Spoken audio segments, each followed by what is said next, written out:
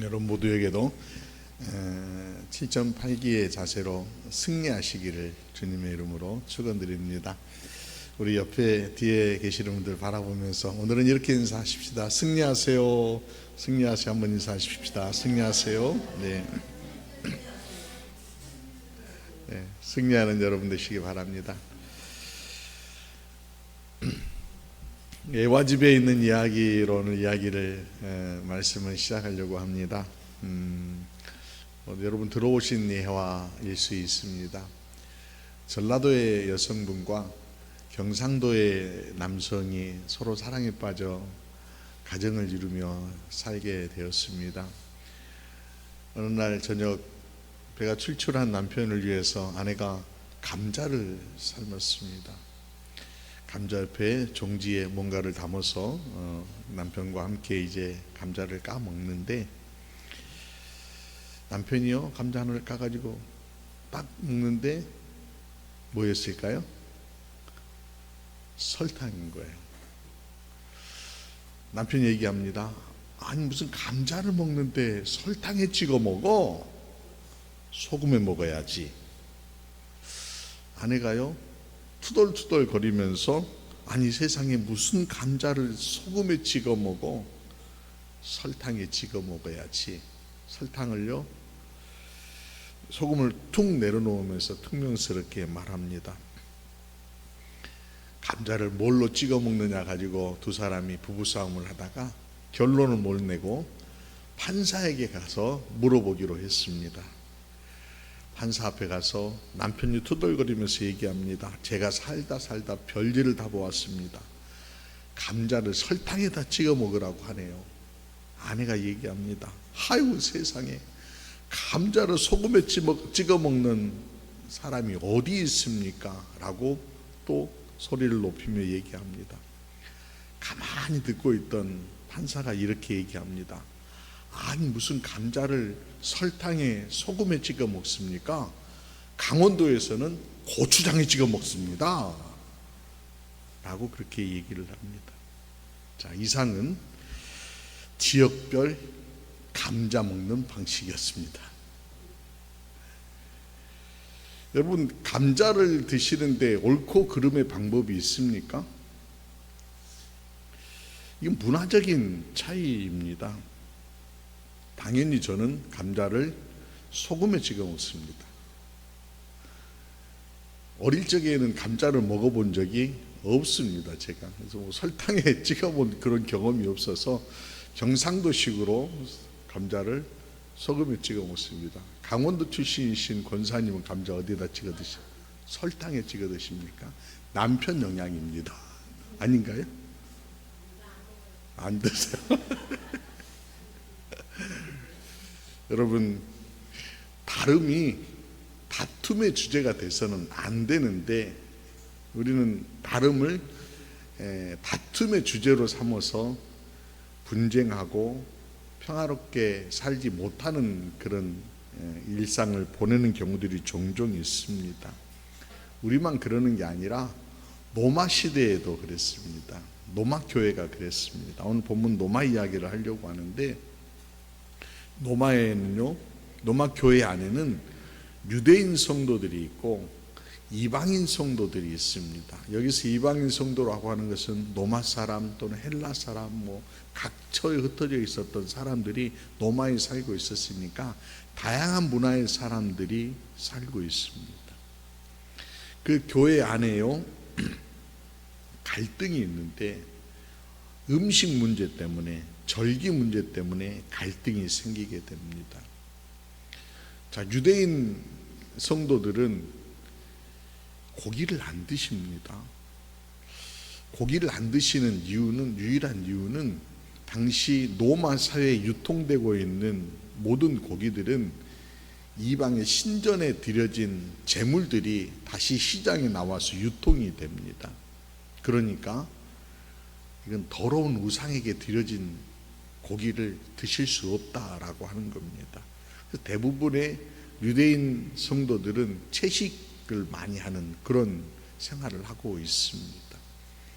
사도행전에 베드로가 부정한 것을 먹을 수 없다라고 거절했던 그런 모습하고 비슷합니다. 근데 이방인 성도들은 다릅니다. 어려서부터 아무런 흠이 없이 그냥 아무런 꺼리낌이 없이 고기를 그냥 먹었습니다. 음식 구별하지 않았습니다. 그래서 고기 그냥 평화롭게 드셨다는 거예요. 또 하나 문제는 절기 문제입니다. 유대인 성도들은 예수를 주로 고백하기는 했지만 그래도 유대인들이 지켜오는 그런 절기들을 지키고 있습니다. 6월절 또는 7.7절 이런 절기들을 다 지키는 거예요. 그러나 이방인 성도들은요, 이런 절기에 대해서 잘 이해하지 못합니다. 절기를 지키지 않습니다. 이런 각각의 다름 때문에 다툼이 일어납니다. 어떻게 이방 우상에게 드려진 고기를 드실 수 있습니까? 아니, 내가 예수를 주로 고백하여서 자유로운 사람인데 먹는 문제 가지고 내가 왜 꺼리낌이 없는데 그냥 괜찮습니다 라고 꺼리낌 없이 음식을 드십니다. 이런 차이 때문에 서로 판단하고 결국에는 정죄하게 이르게 되고 갈라설 그런 위기, 다툼의 위기까지 이렇게 번지게 됩니다. 이런 모습을 보면서 바울이 권하는 말씀이 오늘 로마서 14장의 말씀입니다. 뭔가 좀 다름의 어떤 길들을 믿는 사람들은 믿는 사람의 길들을 가야 하는데 어떤 길을 가는 게 다른 길인지에 대해서 바울이 전하는데 오늘 보면 1절 말씀 보면은 첫 번째입니다. 1절 말씀 같이 한번 읽어볼까요? 시작. 믿음이 연약한 자를 너희가 받되 그의 의견을 비판하지 말라. 바울이 얘기하는 것 받되라고 합니다. 받으라라고 얘기합니다. 받는다라고 하는 것은 영접한다라고 하는 거죠. 품는다라고 하는 그런 의미도 담겨 있습니다. 영접, 품는다, 받는다 이게 그냥 되는 게 아닙니다. 그러기 위해서는 새겨야 될 한 이야기가 있습니다. 누가복음 15장에 보면은 예수님께서 탕자의 비유를 들어서 제자들에게 말씀하시는 내용이 나오는데 그 탕자의 비유 가운데 아버지의 모습을 한번 여러분 들여다보십시다. 모든 재산을 다 탕진해버리고 돌아오는 둘째 아들을 향해 아버지는 아무 말 없이 그에게 달려가 끌어안고 입맞춥니다. 가장 좋은 옷을 내어서 입힙니다. 신발을 신겨주고 손에는요 반지를 끼워줍니다. 그걸로만 끝나는 게 아니라 동네 사람들 다 초청해가지고 잔치를 베풀어 줍니다. 받는 것은 이런 겁니다. 비판할 수 있죠. 왜 못나게 그렇게 했냐라고 말할 수 있죠. 야단칠 수 있죠. 아니, 야단칠 것이 아니라 아예 내칠만 하지 않습니까? 그런데도 아버지는요 그러지 않고 품어줍니다. 바울은 바로 그 아버지를 얘기하면서 바울은 이렇게 받아야 될 이유에 3절에 하나님이 받으셨음이라 라고 하는 그런 표현을 합니다. 누가복음 15장에서 집 나갔던 둘째 아들을 품고 받았듯이 하나님께서 받으셨다라고 하는 그런 표현을 씁니다. 이 받는다라고 하는 것은 하나님 품으셨다, 영접했다. 받을 자격이 있나요? 인간이 받을 자격이 없음에도 불구하고 하나님께서 그를 받으셨다는 겁니다. 죄투성이고 먼지투성이고 내칠만 하고 정죄받을 만한 그런 인생인데 하나님은 묻지도 따지지도 않고 품어주셨다라고 하는 겁니다. 그런데 그 탕자의 비유에 보면 그리하지 못하는 또 큰아들 얘기가 소개됩니다. 큰아들이요 누가복음 15장 28절에 보면은 그가 노하여 들어가고자 하지 아니하거늘 아버지가 나와서 권한대 이런 표현 나옵니다. 큰아들은요 아버지가 동생을 위해 베푸는 잔치에 화가 나서 참석하지 않습니다. 아버지의 처사가 마땅하지 않기 때문입니다.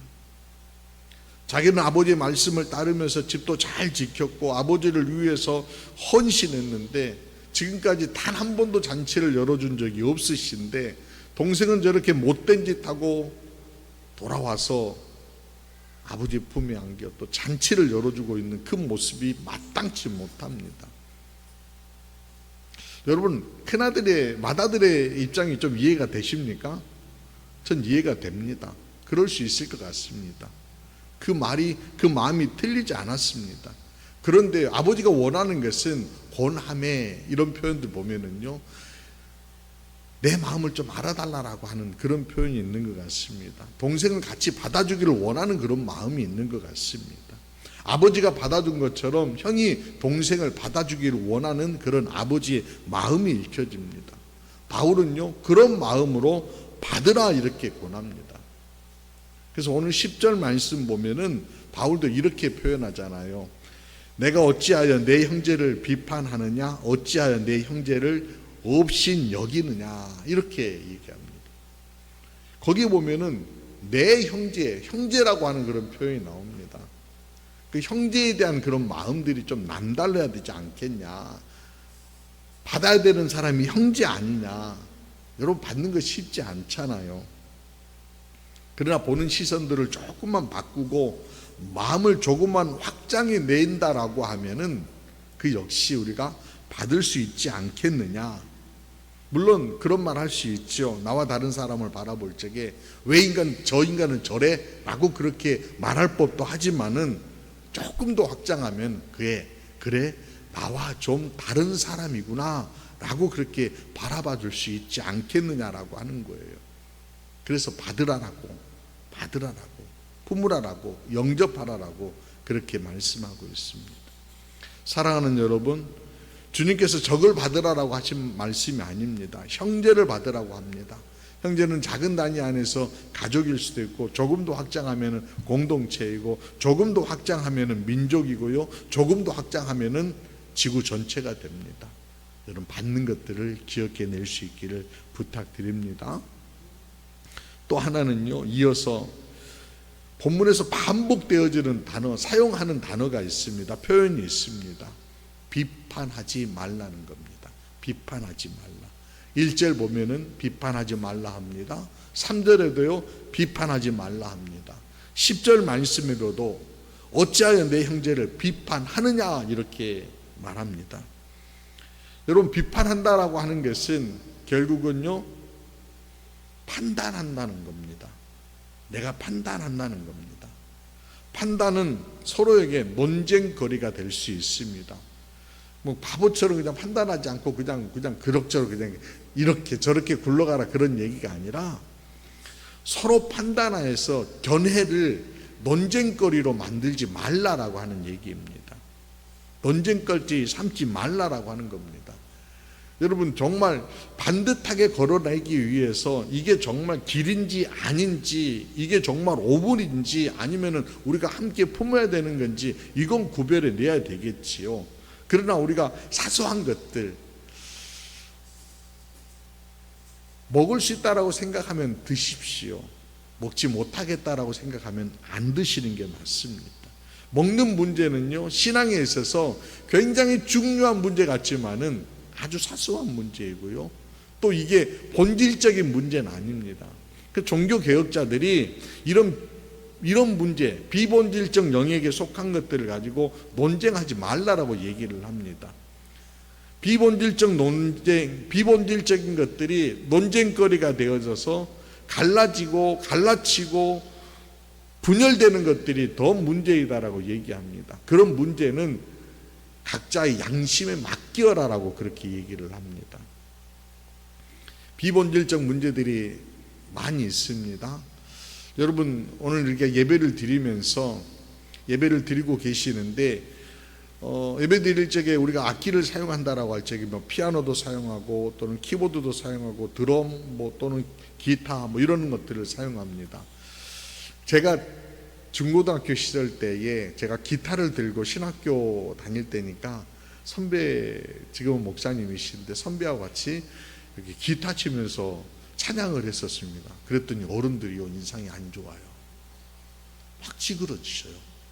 왜 그런고 봤더니 교회 예배 드릴 적에 저것 들고 하면 안 된다는 거예요.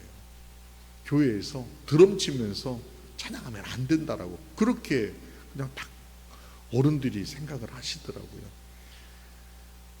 그때는 몰랐어요. 그런데 어른들이요, 신학생이 와서 하니까 받아주셨어요. 그래서 잘하고 은혜롭게 찬양했었어요. 문화입니다, 여러분. 문화는요, 시대에 따라서 흐릅니다. 흐름에 따라서 변화되는 것들은 어떻게 수용할 것인가에 대해서 토론하고 서로 의견들을 수렴하면서 결정하면 되는 거예요. 그런데 우리가 어떤 거에 딱 사로잡혀 있어서 안 돼라고 막아서기 시작하면 그 다음 단계로 넘어서지 못하는 거예요. 그런 것처럼 중요한 기준점 하나를 세워놓고 그 다음 문제는 여러분 협의하고 논의하면서 해 나아가는 거예요. 중요한 기준점이 뭡니까? 바울이 얘기하는 중요한 기준점, 오늘 읽질 않았는데 로마서 14장 17절 말씀 보면은 바울이 이런 얘기를 아주 강하게 힘주어 얘기합니다. 하나님 나라는 먹는 것과 마시는 것이 아니요 오직 성령 안에 있는 의와 평강과 희락이라, 이렇게 정의합니다. 그러니까 하나님 나라에 채워져야 될 것들에 주목하라는 거예요. 하나님 나라를 자꾸 먹는 문제 가지고 다투지 말라는 거예요. 이건 격가지라는 겁니다. 격가지가 바람에 막 흔들린다라고 해서 뿌리채 다 뽑아내고 나서 무너뜨려 버리면 이건 어리석은 일이라는 것이죠. 정말 중요한 것, 의와 희랑과 화평을 세워내는 것들이 중요하다는 겁니다. 하나님 나라 안에는 이런 것들을 세워낸다라고 하는 거죠. 19세기에 그 유명한 영국의 설교가였던 스펄전 목사님 이야기입니다. 오해 없이 들으시기 바랍니다. 스펄전 목사님은요, 한때에 아주 꼴초였다고 합니다. 애언가셨대요. 담배를 많이 피우시는 분이었대요. 그러던 어느 날 한 가게 앞을 이렇게 지나가는데 아주 충격적인 광고 하나를 목사님이 딱 보셨다고 해요. 가게 유리창이에요. 뭐라고 쓰여 있냐면은 스펄전 담배 이렇게 써 있더라는 거예요. 스펄전의 담배. 그러니까 스펄전 목사님이 피우시는 담배를 판매한다라고 하는 그런 광고가 딱 붙어 있는 걸 보고 충격을 받으셨대요. 사람들이 스펄전을 기억할 적에 주님이 쓰시는 사람인 것으로 주목하는 것이 아니라 목사가 담배를 피운다라고 하는 사실에 기억하고 있더라는 거예요. 그래서 그 광고를 보고 스펄전 목사님이요, 좀 고집스럽게 피우던 습관이었던 담배를요 단번에 끊어버리십니다. 내가 정말 세상 가운데 좋은 영향력 끼치는 사람이어야 되는데 하나님의 사람이다라고 하는 걸 드러내지 못하고 사람들이 기억하는 게 내가 담배 피는 목사로 기억하는구나 라고 해서 그 순간 금연을 결심하고 끊어버리셨다라고 합니다. 우리가 믿지 않은 사람들에게 뭐라고 기억되고 있습니까? 뭐라고 기억되고 있습니까? 나는 세상 사람들이 나를 바라볼 적에 난 하나님의 자녀인 것들을 뭘로 드러내고 계십니까? 교회가 세상 가운데 무엇을 하는 것으로 하나님의 집이다라고 우리가 얘기를 하고 정리하고 전하고 있습니까? 여러분 기억하셔야 됩니다.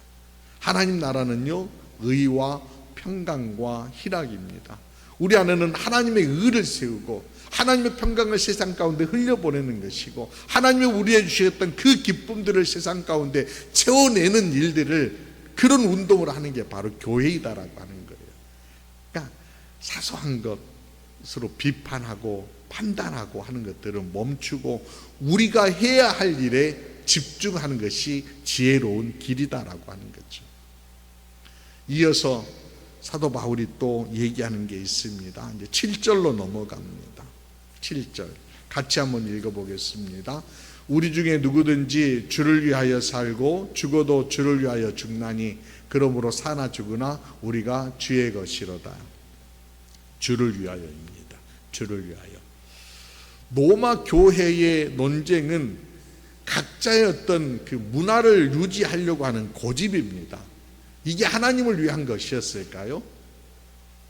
질문을 한번 던져보아야 합니다. 누구를 위한 것인가? 라고 하는 겁니다. 누구를 위한 것인가? 신앙인들에게 있어서 모든 것들이 주님을 위한 것이다 라고 말합니다. 아마 고기를 드시는 분이나 고기를 드시지 않았던 분이나 다 주를 위한다라고, 누구든지 주를 위하여 산다라고 그렇게 얘기했을 겁니다. 그런데 자, 그러면은 여기에다가 이제 이어지는 질문, 이게 정말 진리의 문제인가를 이어서 질문해야 됩니다. 오케이, 진리에 관한 문제입니다라고 하면은 이어서 또 질문해야 됩니다. 만약에 이거에 목숨을 걸 수 있습니까? 라고 물어야 합니다. 진리는 목숨을 거는 일이니까요. C.S. 루이스가 그런 얘기합니다. 영원한 것이 아니면 영원히 무용지물이다 라고 했습니다. 과거에 먹고 마시는 문제 때문에 교회가 많이 혼란스러웠던 적들이 있었습니다. 이거 중요한 거 아닙니다. 드럼 치는 거요, 이거 중요한 거 아닙니다. 다 지나가는 것들입니다. 이거에 목숨 걸 일들이 아니라는 거예요. 그러니까 우리가 목숨 걸어야 되는 일은 주의 복음을 지켜내는 일에 목숨을 걸어야 되는 거예요. 예수는 그리스도이시다라고 하는 것들이, 이걸 지켜내는 일에는 우리가 목숨을 걸어야 하는 일입니다. 또 하나님 나라를 세워내는 일들에는 우리가 목숨을 걸어야 되는 일들입니다. 그런 거에는 우리가 정말 열과 성을 다하지 않냐고 사소한 거에 마음을 빼앗겨 버린다라고 하면은 그건 어리석은 일이다라고 하는 거죠. 시간이 흘리면 별거 아닌 일들이 참 많은 것 같습니다. 왜 그때는 그렇게 고집스럽게 얼굴 붉히며 화끈거리도록 그렇게 얘기를 했던지 참 지나놓고 보면 우스운 일들이 참 많습니다. 그래서 우리 앞으로 지나놓고 보면은 아무 일도 아닌 것들에 대해서 우리가 조금 넓게 볼 필요가 있습니다. 그래서 저는 여러분들에게 좀 신앙적으로도 좀 고수가 되었으면 좋겠다 싶습니다. 고수와 하수의 차이는요, 전문가와 비전문가의 차이와 같습니다. 전문가들은 대부분 일을 하면서 그냥 단순하게 일을 쉽게 합니다. 근데 하수나 비전문가들은 일을 어떻게 해야 될지 모르니까 이렇게도 하고 저렇게도 하고 자꾸 복잡하게 일들을 만들어 갑니다. 신앙의 고수가 되자라고 하는 예는 신앙적인 부분에서 여러분 단순해지십시오. 단순하게 가는 겁니다. 예수를 위하여 산다, 주를 위하여 산다라고 할 적에 나는 예수가 그리스도이시다라고 하는 사실은 목숨 걸고 지켜내겠다라고 이 단순함으로 나아가십시오. 그리고 한번 세상을 바라보시기 바랍니다. 작게 보이는 것들이 있습니다. 사소하게 보이는 것들이 보이기 시작할 겁니다. 여러분, 닭과 독수리를 한번 비교해 보십시오. 닭들은요, 먹이를 먹으려고 어떻게 합니까? 계속해서 땅만 보면서 이리 갔다 저리 갔다 막 쪼으면서 먹이를 찾아다닙니다. 날개가 있는데 포덕이지만은 날지 못합니다. 그 시야는요, 언제나 땅의 요 부분만 아주 짧게만 보입니다. 독수리는 어떻습니까? 높이 날아가지고 넓게 봅니다. 그리고 사냥감을 보면은요, 집중해서 그곳을 향해서 날아갑니다. 여러분, 닭이 되시겠습니까? 독수리가 되시겠습니까? 하나님의 백성들은요, 독수리인 것을 믿으시길 바랍니다. 우리가 보는 세계는 다릅니다. 믿음을 펴고 하나님 나라를 보는 사람들 아닙니까? 하나님의 뜻을 세우기 위해서 집중하여 날아오르고 또 그 집중하여 날아오르며 우리가 보았다라고 하는 것들을 향하여서 전진하는 그런 사람들 아닙니까? 그러므로 여러분들 독수리가 되시길 바랍니다. 넓게 보시길 바랍니다. 신학의 고수가 될 수 있기를 바랍니다. 어수선합니다. 힘겨운 시간을 보내고 있습니다. 이럴 때일수록 중심 잘 잡아야 됩니다. 요즘 핫한 드라마가 있습니다. 저도 그래서 지난주부터 그걸 자꾸 이렇게 보기 시작을 했습니다. 넷플릭스의 폭삭 속았수다. 안 보신 분들 한 번씩 꼭 보시기 바랍니다. 넷플릭스로 또 연결 안 하면 또 볼 수 없으니까 그러지만은 여하튼 그 유튜브에도 보니까 이런 것들을 좀 짧게 올려두는 어떤 그런 분들이 계시더라고요. 폭삭 수고하수다는 제주도 방언입니다. 수고하셨습니다 라고 하는 뜻이 있죠. 1950년대부터 현대까지의 어떤 이야기, 애순의 가족 이야기를 쭉 이렇게 소개하고 있는데, 드라마가 소개되면은 드라마와 함께 그 멘트들도 이렇게 유행을 하더라고요. 여러분들 폭삭 속았수다 보신 분들 혹시 계시죠? 어떤 멘트가 다 각인이 되셨나요? 저는 그 드라마를 보면서 그 장면이 굉장히 강하게 이렇게 딱 들어왔는데,